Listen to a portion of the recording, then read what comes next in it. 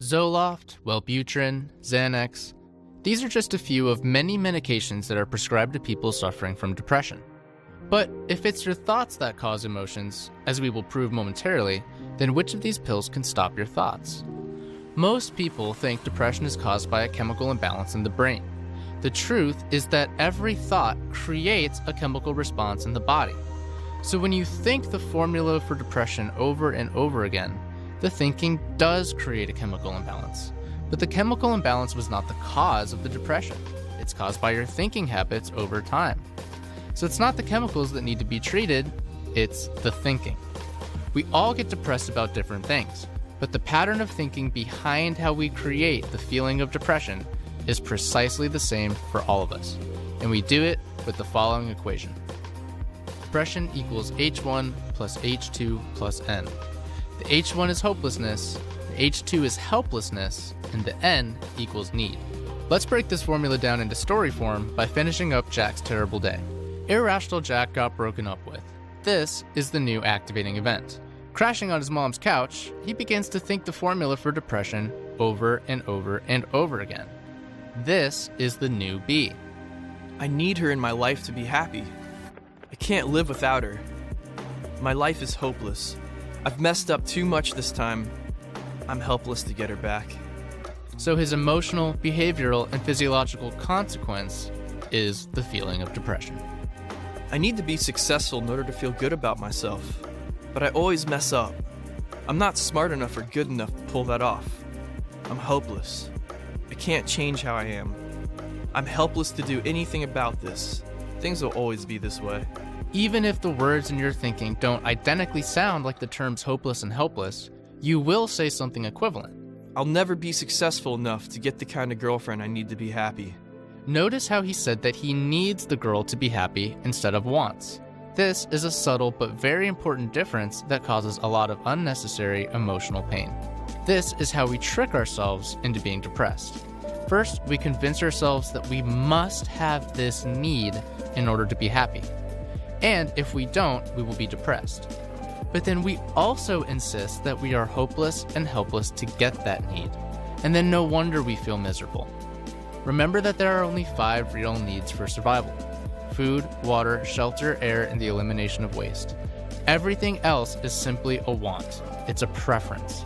And it's okay to desire a preference, but we get emotionally and psychologically disturbed when we demand a need. I need and must have this girl in order to be happy. There are 4 needs, and they are created by the 4 fears. They are very active in this example. Number 1 is the need for love and approval from others, and that is created by the fear of rejection. Number 2 is the need to succeed, and that is created by the fear of being a failure. Number 3 is the need for comfort, and that is created by the fear of pain and discomfort, and this fear is behind all addiction. And number 4 is the need for certainty and control, and this is created by the fear of uncertainty, ambivalence, and death. So back to Jack. He's on the couch, his 4 fears are more active than ever, his irrational beliefs are all over the place. He's truly beginning to give up. He turns to alcohol to numb the pain. I should just give up. Now let's swap irrational Jack for rational Jack. Rational Jack feels sadness too, but he doesn't let it turn into full-blown depression. And here's the difference. It's normal to feel sadness when we lose people or bad things happen. But the 4 blocks is referring to when we get stuck or addicted to the negative thought pattern, when the emotion becomes a permanent block to your joy. So with rational Jack, he certainly feels sad, but he uses his consciousness and awareness to red flag the sad feeling, and then he uses the tools of the 4 blocks breath and disputing to minimize the depression. This is the feeling of depression. I better do the 4 blocks breath and dispute the formula before I end up on the path of depression. Rational Jack begins the 4 blocks breath. Usually, we numb ourselves to the feeling of depression with an addiction or medication of some sort. But the 4 blocks breath is about being present with the way you feel and breathing through it anyway. You have to let yourself feel the emotion in order to get over it. But for how long you feel it is up to you and your ability to dispute the irrational beliefs and your willingness to uncling to the emotion. But you do not get better by hiding from those negative feelings. Now that he has calmed down from the breath, he moves on to disputing the formula. Let's start with the need. Is it true that I need her to be happy? Well, I was happy before I met her, so I guess it's not a need, it's just a want.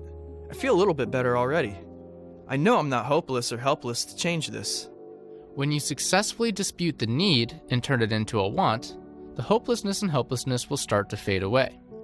But let's say he is also feeling depressed because he feels that he needs a better job and is hopeless and helpless to get one. He can dispute the helplessness in the following way.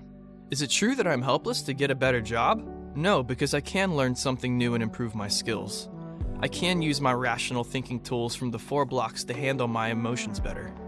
Is it true that my life is hopeless? Only if I believe it is. Jack is turning as much of the formula as he can into acceptance.